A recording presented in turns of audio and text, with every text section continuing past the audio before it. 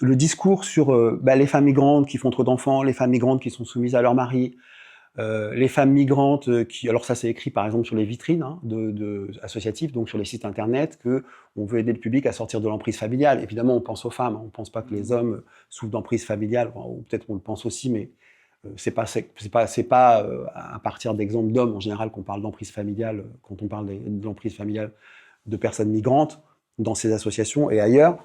Mais donc, on va instaurer progressivement dans ces associations qui sont censées être féministes, en tout cas qui sont animées par un féminisme diffus, ce n'est pas des spécialistes des études féministes sociologiques ou de l'activisme féminisme, hein, dans toutes les complexités qu'il peut porter. Dans des associations qui se disent féministes, finalement, on instaure tout à coup symboliquement un sous-genre féminin, qui est celui de la femme migrante, musulmane, non blanche. Voilà. Et en miroir de ce sous-genre féminin, on instaure un sous-genre masculin, qui est celui de l'homme musulman, non blanc, pratiquant, qui est censé être plus violent, comme sa femme est censée être plus soumise que la femme blanche, il est censé être plus violent que l'homme blanc.